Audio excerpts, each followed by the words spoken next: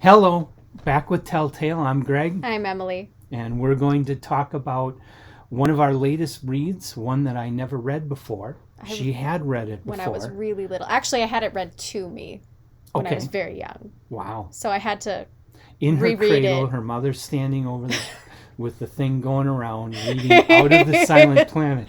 By Now we know C.S. what happened. Lewis. Yep. And that's why I'm a psycho. Anyway. So, Out of the Silent Planet by C.S. Lewis. It's actually one of his earliest novels. It predates all of the Narnia novels. The whole Hard to series. believe there was anything C.S. Lewis before Narnia. Yeah. This was part of a series. It's 3 books. Yep. Yeah, It's a 3 trilogy. books. Yep. And they were written in the 1930s. 1938 was when Out of the Silent Planet was published. The second one, I believe, was 1943, and the third one was like 1947, where the Narnia books didn't come out until the early 50s, kind of at the same time as Lord of the Rings. Yep. But it's an early science fiction work, but if you approach it from my background of being very much science oriented, looking for where's the physics, the science is all wrong, it's got to be accurate, that kind of mentality, the really hard science fiction fan, Yeah. you're going to be disappointed big time by this. Yeah. But actually, it's not his fault because he copied H.G. Wells. He was very heavily inspired by The First Men in the Moon. And if you really read The First Men in the Moon, I think I already did a video on First Men in the Moon. If you really read it and think about it, First Men in the Moon, the science is crap. And Bullshit. Jules Verne even pointed that out to everybody, that Wells' First Man in the Moon was garbage as far as scientific accuracy. And of course, scientific accuracy really isn't what Wells was after in that particular book. So C.S. Lewis, he borrowed the idea of the kind of circular spacecraft or spherical spacecraft, Which he was super open about. If you read the introduction by him, he was like blatant, like, yes, H.G. Wells. Even in the chapters. It was like something from H.G. Wells. Yeah. It was like, oh my gosh. And the spaceship, he didn't say that it was using cavorite and anti-gravity material, but the way the spaceship was built and the way it reacted, he was kind of describing the same spaceship, that same kind of thing, technology, which was total bogus science. They just needed something to get there, and plausible deniability was weighted on heavily. Yeah, in this one, and in H.G. Wells' day, you could kind of forgive him because nobody really knew how we were going to go to the moon. Jules Verne's huge space cannon, of course, never became something practical.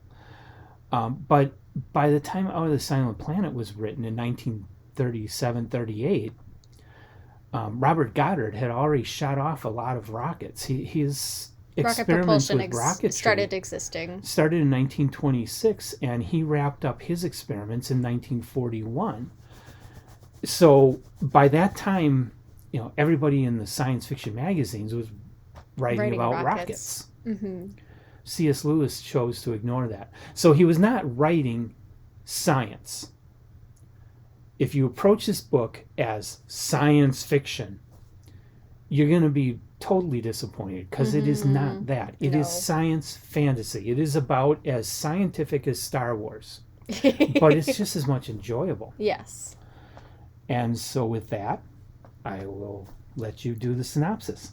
So our main character is going for a foot tour, as they call it, or a walking tour, where he just decided to leave home and he had no one to tell. He used to be a military person, so he was used to walking a lot when he was in the army. And he decided to go on this walking tour across the countryside. And on his way, he encounters a woman who seems fairly simple. But she says her son hadn't come home, and he's usually home by then, before dark.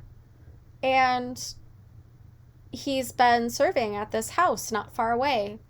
And so she kind of asks our main character to check on her son, see if he could just wander over that way, if he's on his way towards a town or something, and see if, he could check on her son and maybe others could tell him where he could stay in return.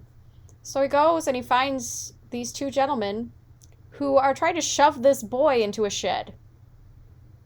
And so he kind of gets involved and he's like, hey, like, this woman is looking for her son, and the boy's like clearly afraid to be going in the shed for whatever reason.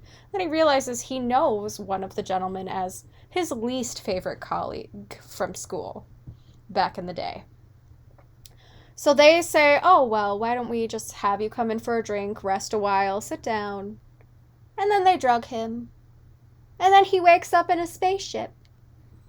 Naked. Because you can't wear clothes in a spaceship, I guess. It was really hot in the spaceship, apparently. And then it became really cold. But anyway, so he was kidnapped and put in a spaceship and realizes, holy crap, I'm in space. What? And he has no idea what's going on. And then he finally kind of gets an inkling from the others that they have discovered another planet. And this other planet has valuable resources, including gold, or something like it. Mm-hmm. And that's all they tell him. But he later eavesdrops and finds out that he's meant to be traded. And they don't know what the aliens want to do with him, but the aliens wanted a person to come to them and to have for a while, or for whatever purposes. So when they get to the planet, he up and jumps ship. Like, he's just like, nope, and runs away. Yeah. Into this entire wilderness of an entirely different planet that when he talks about it, like, it sounds really colorful. Like, it sounds like a lot of pastels. Like, for some reason, I kept envisioning Candyland. I don't know. Like, it just sounds like Candyland to me, but nothing's made of candy. It's all just really pretty looking. So he's trying to evade this one alien species and encounters another, and is kind of adopted by this tribe of this other alien species that lives on this planet, and starts learning about the language and about, the different species that all live and coexist on this planet and their different roles and things like that. So there's a lot of, like, sociology that he starts kind of building to understand this culture and the other cultures in association. And then eventually he's told by one of the other beings that's invisible, sort of, to him at least. He can't see them. But he's told that he's meant to go basically to God? Sort of. Like, he's basically the god of their planet. So they're like, you need to go see God. And so he's like, oh, okay. So he kind of turns himself back to this other culture that he was at first evading, now that he realizes they're not dangerous. Mm-hmm. And they bring him to his god. And then the other two guys who came with him end up being dragged there because they shot someone and killed them, and that's, like, unheard of on this planet. So they're basically put on trial, but not really put on trial. And so the aliens basically are like, well, you done did goofed. We really don't want you here anymore. We don't want you to come back. So they gave them enough supplies to just head home. Mm-hmm. And they almost don't make it.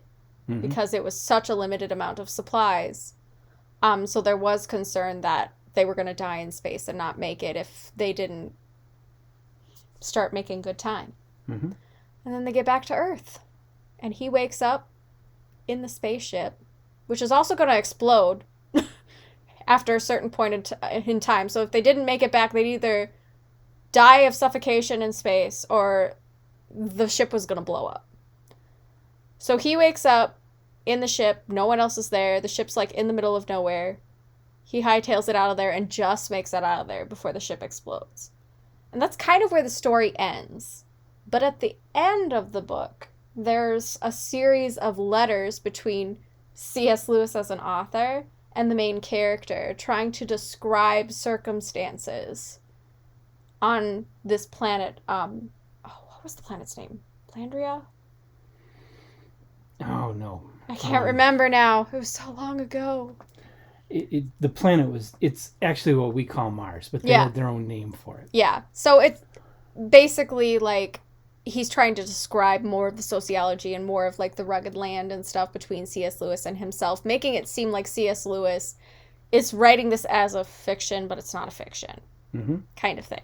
So it's a really playful, fun story. It's very interesting. There's not a lot, like a super ton of action, but you are just so enthralled by these characters and these cultures that you don't really care that there's not a lot of action going on. It's just him having an internal dialogue and understanding things, which is just as fascinating to me. And the world building is phenomenal.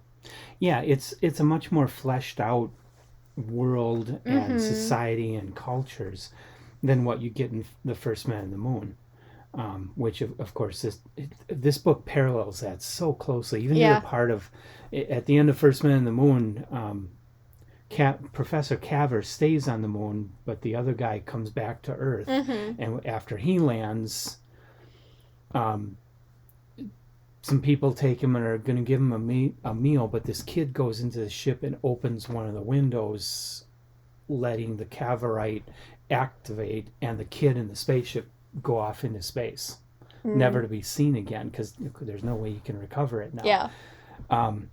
So very similar to the ship blowing up at the end of you have this circumstance Planet. where the ship is no more. And then, of course, Caver figures out how to send radio signals back to Earth and talks more about the moon, the Luna, the Selenite society that he's living in, which is, again, very much parallels the letters at the end of Out of the Silent Planet. So, interesting that C.S. Lewis picked what, to date, I feel is H.G. Wells' weakest novel to that is interesting. Recreate. Yes, and a lot of this book is just really focused on the world building because it is the first in the series. So to understand, I haven't read the rest of the series, or like I've had it read to me, but I don't remember most of it. So I suspect that we're going to revisit this planet later, and that all of that information in the first book is key to the rest of the story. So to some, I think the first book would probably be a little boring if you're not into, I guess, the cultural phenomenon. I enjoyed the description of the world and the societies and the creatures that he created. I thought it was worth it. They were all for that. very, very well done. I thought that I liked having aliens that were not just humanoid. Yeah. That really felt more realistic to me. I don't think something on another planet would necessarily grow to be exactly like us or similar. So it was kind of refreshing to see. I always find it more refreshing to see aliens that are not necessarily humanoid, bipedal creatures all the time. That's one thing I really appreciate about this book. And of course, it is so heavy on the world building, and I'm such a sucker for world building. That it's really, really, it is a very unique read, and I enjoyed it a lot. Yeah, the only thing that kept this from being a 5-star read for me was the two villains. They were too much cardboard villains. Yeah, they didn't have a lot of substance. I didn't believe them as characters. No. And I really didn't believe their motivations. It just didn't work for me. Yeah, the greed was almost too simple. Like, greed being the motivation was too simple. Like, the whole point, you found a whole freaking planet. You don't just want gold. Come on. Yeah. And this other guy's like, well, we want to colonize and conquer you. It's like, so we took Manifest Destiny to space? What? Come on now. Well, that was a conversation in a lot of early science fiction. I know it was, but at the same time, it's kind of like, the kill it because it's different is just so overdone. Yeah. But the story is, the basis of the cosmos in this story is that every planet has this being connected to it that is basically the planet. Yep. And that's what she was referring to as God. They're basically God. So Mars has or this a being, demigod, really. Yeah, because there is an overall God, but then there's these gods of each of the planets. Yeah. And like a prophet. one thing that bothers me that bothers me from Christianity too is this idea that, of course, the one connected to the earth is totally evil and it's corrupted all of us.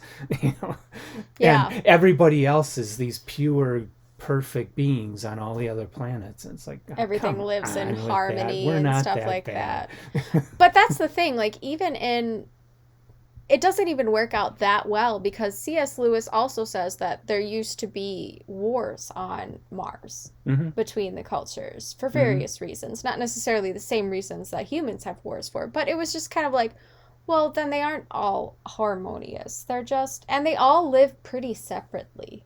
Yeah. They're almost segregated, which was kind of interesting to approach from, where they all have, like, all of the different species have certain roles. They don't intermingle quite a bit because they don't always understand each other's roles. Yeah, they're happy just to do their job. Yeah, and so let like everybody else do theirs. The culture that our main character is adopted by is the creatives. They make poetry, and you know, they live simple, kind of almost Amish lives, where they have very unsophisticated homes, and kind of they just live by the river and go fishing and live very plain but creative lives. Right. They're the hippies. The other culture that he was trying to flee from originally is like the, I guess you would say,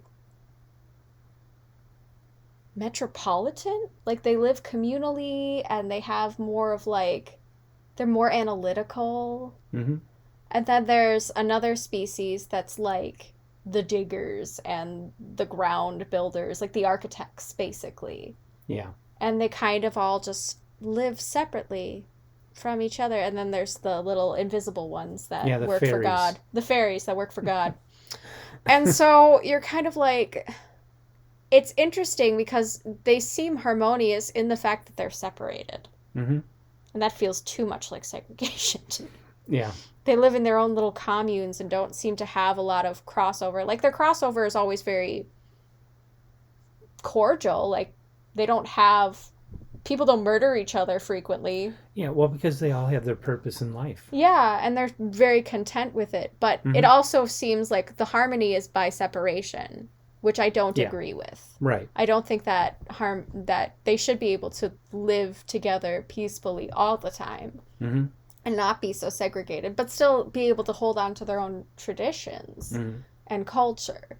So that didn't feel right to me.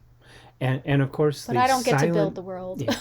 The silent planet refers to Earth. Yes. Earth is a silent planet because we are quarantined because we are all so evil. Well, we're not so evil. It's we don't have the being. Like, it's not very clear that the being is still around. Like, he just doesn't communicate. I thought it was pretty clear that the being was Satan. Well, I don't know. He was talking about Satan. Maybe. And so Satan is at the heart of the earth and in control of all of us in this cosmos. And I think so Earth is totally quarantined and called the silent planet. Yeah, because it doesn't communicate with the other planets anymore. Yeah. But I don't know, like, I didn't feel like that was very allegorical to Satan per se. I think it's just like, I don't know, like, it didn't feel that way. Okay. The hierarchy did not feel allegorical to Christianity, which a lot of people do with C.S. Lewis, because C.S. Lewis was one of those people who fought with Tolkien, saying that you can't write a story that's not allegorical to the Bible and be a Christian. They had that argument a lot between the two of them because they were good friends.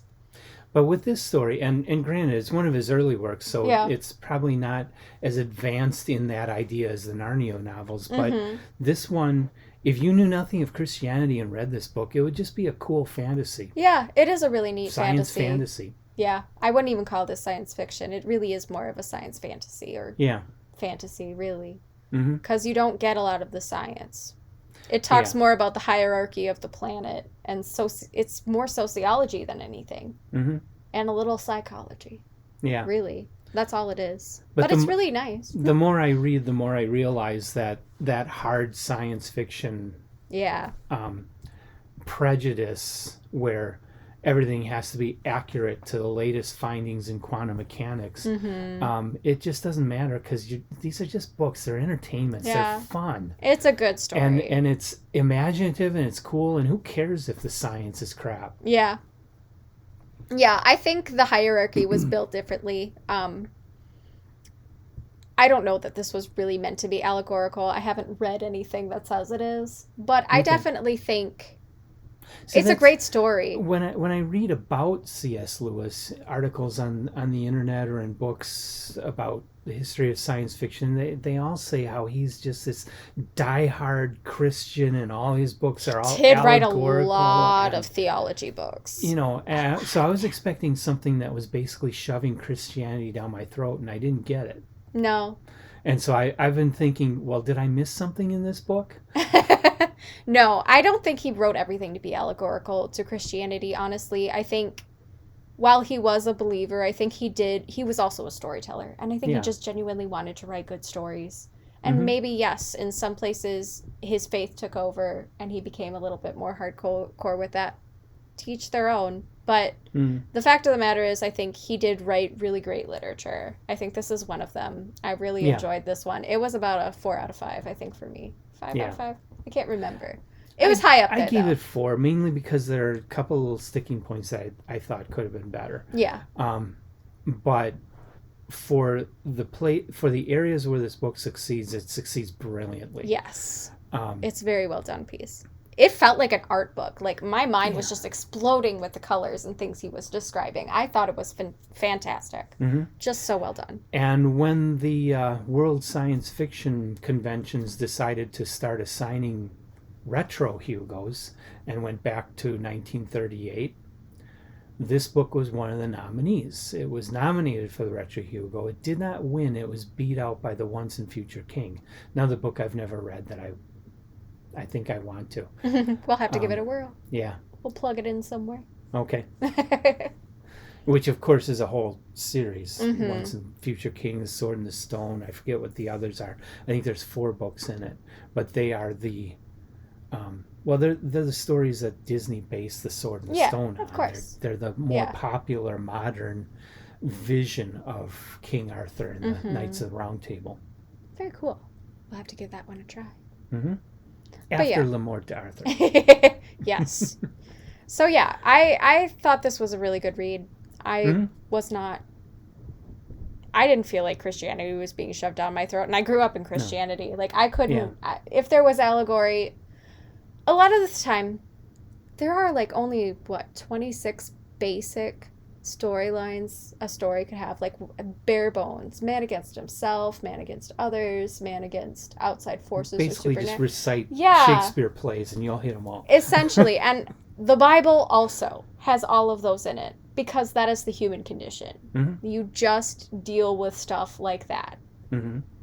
Maybe not everybody deals with supernatural forces, but you deal with things outside of yourself that you're combating. So, I mean, when you consider the bare bones of a story, they're all present in the Bible. They're also all present in the Quran. They're also all present. The Bible missed one. What? The rosy-fingered sun coming up every morning. Oh, yes, the rosy-fingered sun, like from the Odyssey. Rosy-fingered sun. That is the human condition. Yes. The sun always rises. Maybe the Jesus rising from the grave. Anyway, so that's the rosy-fingered sun? I don't know.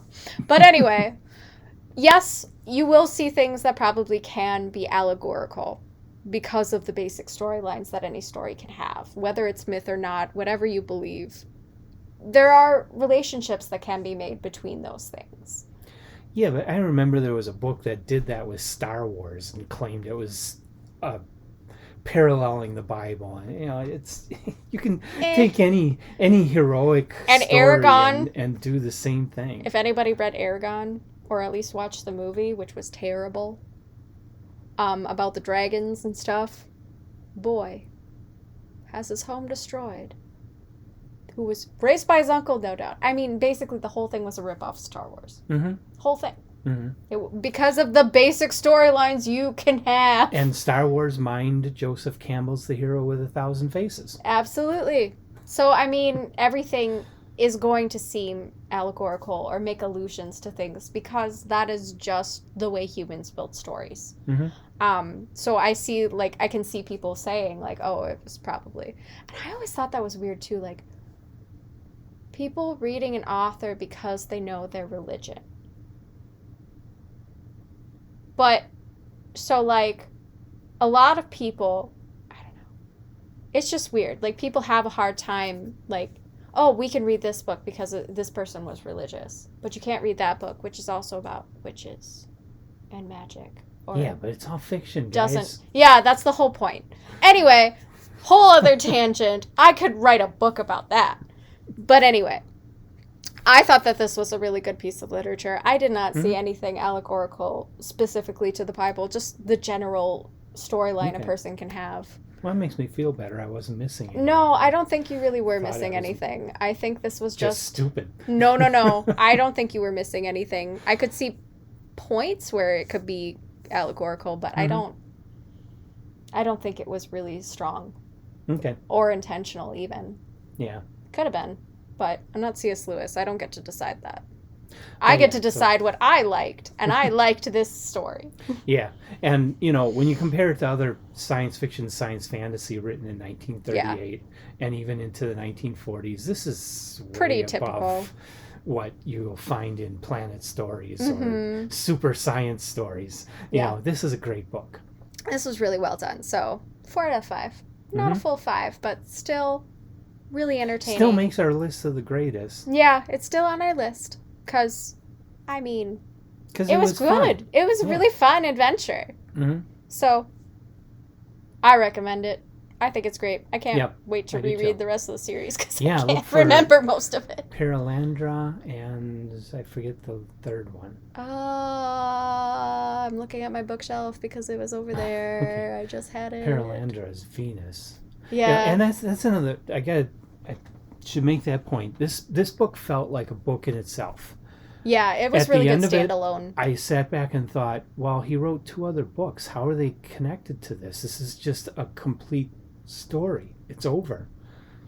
So I'm curious now to find out how C.S. Lewis was able to continue it onto the other planets. Oh, I can't see it from here. I have the omnibus. That hideous strength, is that? Yes, that hideous strength. That's what it is. That's number 3. Or that terrible strength, or something like that. Yeah. Yeah, that's number 3. Oh no. My insulin pump's being weird. Anyway. Okay. That's probably our cue to finish the video. Yeah, let's wrap this up. All right. Well, like, subscribe. Thank you so much for being here and viewing our stuff. We recommend Out of the Silent Planet. Yep. And we will see you next time. Bye. Bye.